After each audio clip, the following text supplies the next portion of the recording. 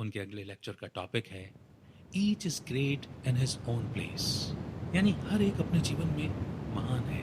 हर एक इंसान का खुद के जीवन में अपना अलग रोल और आइडियल्स यानी कि आदर्श होते हैं। कोई किसी पर अपनी सोच को थोप नहीं सकता। जो रोल आपको मिला है उसे अच्छी तरह से पूरा करने की कोशिश कीजिए। किसी और की तरह बनने की कोशिश मत कीजिए। आप अपने दिए गए रोल को पूरे मन से अच्छी तरह निभाकर खुद को सच के और करीब ले जाते हैं। उदाहरण के लिए घर के बड़े को अपने पेरेंट्स, वाइफ, बच्चों और रिश्तेदारों और पड़ोसियों की तरफ अपनी ड्यूटी अच्छी तरह निभानी चाहिए। उसे उनकी सभी ज़रूरतों का ध्यान रखना चाहिए और उनकी रक्षा करनी चाहिए। ये उनकी ड्यूटी है। एक सन्यासी को दुनिया पूरी तरह त्याग देनी चाहिए। उसे परिवार या धन दौलत के बारे में नहीं सोचना चाहिए। उसकी ड्यूटी है भगवान की पूजा करना, उनकी सेवा करना और उनके बारे में और भी जानने की कोशिश करना। आप उस घर के बड़े और सन्यासी को एक दूसरे का रोल अदा करने को नहीं कह सकते। उन्हें अपनी जिम्मेदारी निभानी होगी। अपना रोल ठीक से अदा करना ही हमें महान बनाता है। एक बार एक राजा था जो अपने राज्य में आने वाले हर सन्यासी से पूछा करता था, इनमें से कौन महान है? एक सन्यासी जिसने दुनिया को त्याग दिया है, या वो घर बार संभालने वाला आदमी जो इस समाज में रहकर अपनी हर ड्यूटी को पूरा करता है? कुछ ज्ञानी लोगों ने कहा सन्यासी ज्यादा महान है। राजा ने इसका सबूत मांगा। जब वो ये शर्त पूरी नहीं कर पाए तो राजा का आदेश था कि उन्हें शादी करके घर बसाना होगा। तो वहीं कुछ लोगों ने कहा कि घर बार वाला आदमी ज्यादा महान है। जब वो इसे साबित नहीं कर पाए तो उन्हें भी शादी करके घर बसाने का आदेश दे दिया गया। फिर एक कम उम्र का सन्यासी आया जिसने कहा कि घर बार वाला आदमी और सन्यासी दोनों ही महान हैं, मगर दोनों अपनी अपनी जगह महान हैं।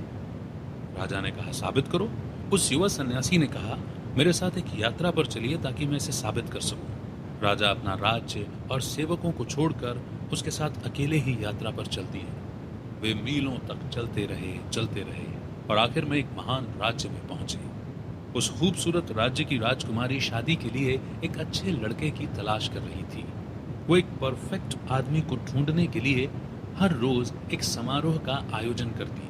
वो राजकुमारी बहुत सुंदर थी। वो जिसे भी पति के रूप में चुनती उसे समय आने पर उसके साथ राज्य पर शासन करने का सौभाग्य मिलने वाला था। बहुत सारे लोग आए लेकिन राजकुमारी को जिसकी तलाश थी वो उसे नहीं मिल रहा था। उसने एक एक करके सभी को रिजेक्ट कर दिया। फिर एक दिन उसने एक बहुत रूपवान सन्यासी को देखा। वो सन्यासी उस सुंदर राज्य को बस एक नजर देखने के लिए रुका था, लेकिन राजकुमारी को उससे प्यार हो गया। वो अपने राज सिंहासन से उतरकर उसके पास गई और उसके गले में माला डाल दी, जिसका मतलब है कि उसने सन्यासी को अपने पति के रूप में चुन लिया है।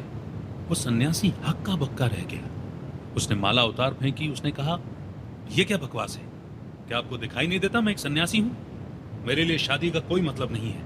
वहां के मंत्री ने कहा अगर आप राजकुमारी से शादी करते हैं तो इस पूरे राज्य पर आपका शासन होगा। लेकिन सन्यासी पर इस बात का कोई असर नहीं हुआ। वो जल्दी से मुड़ा और भागने लगा।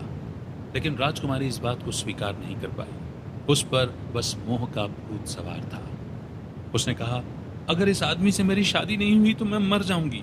और वो उस सन्यासी के पीछे भागने लगी। वो राजा और सन्यासी जो इस राज्य में आए थे सब कुछ बड़े ध्यान से देख रहे थे।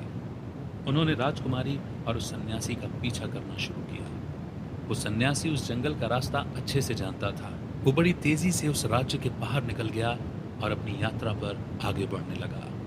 उस राजकुमारी ने उसे हर जगह देखा लेकिन वो सन्यासी उसे नजर नहीं आया। वो बहुत थक गई थी। एक पेड़ के नीचे बैठकर वो सन्यासी की याद में आंसू बहाने लगी। वो रास्ता भटक गई थी और उसे कुछ समझ में नहीं आ रहा था कि वो क्या करे। वो राजा और वो युवा सन्यासी उसके पास गए। उन्होंने उसकी मदद करने का वादा किया लेकिन बहुत अंधेरा हो चुका था, इसलिए वो सुबह होने पर ही उस जंगल से निकल सकते थे। इसीलिए वे तीनों उस बड़े से पेड़ के नीचे आराम करने के लिए बैठ गए। उसी पेड़ पर एक नीले रंग का पक्षी अपनी बीवी और 3 बच्चों के साथ रहता था। उस नीले पक्षी ने अपने घोंसले से झांक कर नीचे देखा और अपनी बीवी से कहा सुनो, अब हम क्या करेंगे? हमारे यहाँ मेहमान आए हैं और हमारे पास उनके लिए आग जलाने का भी सामान नहीं है। इस कड़ाके की ठंड में वो ठिठुर रहे होंगे। इसीलिए वो पक्षी नीचे की तरफ उड़ा और एक जलती हुई डाल को उठा लिया। वो उसे अपनी चोंच में दबाकर अपने मेहमानों के सामने रखाया। उन तीनों ने उसमें और भी डालियां डालकर एक अच्छा सा बॉनफायर बना लिया। लेकिन अभी भी वो पक्षी चिंतित था। उसने अपनी बीवी से कहा कि अब हम क्या करें? हमारे पास उन्हें देने के लिए खाना नहीं है, मगर उन्हें बहुत भूख लगी होगी। फिर उसने जो किया, आप उसकी कल्पना भी नहीं कर सकते। उसने खुद को ही उनके सामने पेश कर दिया। वो उस आग में कूद गया। उन तीनों ने उसे बचाने की बहुत कोशिश की, लेकिन आग ने उसे भून कर रख दिया था। अब उसकी बीवी ने सोचा, यहाँ तो 3 मेहमान हैं, सिर्फ एक पक्षी काफी नहीं है। उसने सोचा अपने पति की मदद करना उसकी ड्यूटी है, और इसीलिए उसने भी आग में छलांग लगा दी। अब घोंसले में उनके 3 बच्चे अकेले रह गए थे। उन्होंने अपने माता पिता को ये सब करते हुए देख लिया था। वे तीनों इस बात से सहमत थे कि उन्हें अपने माँ बाप की इस ड्यूटी को पूरा करना होगा। वो तीनों भी आग में कूद पड़े और आग ने उन्हें भी भून दिया। अब वहां 5 पके हुए पक्षी थे, लेकिन राजा, सन्यासी और उस राजकुमारी का मन नहीं माना। वे भौचक्के होकर ये सब देख रहे थे कि इन पक्षियों ने क्या किया। उन तीनों की भूख ही मर चुकी थी।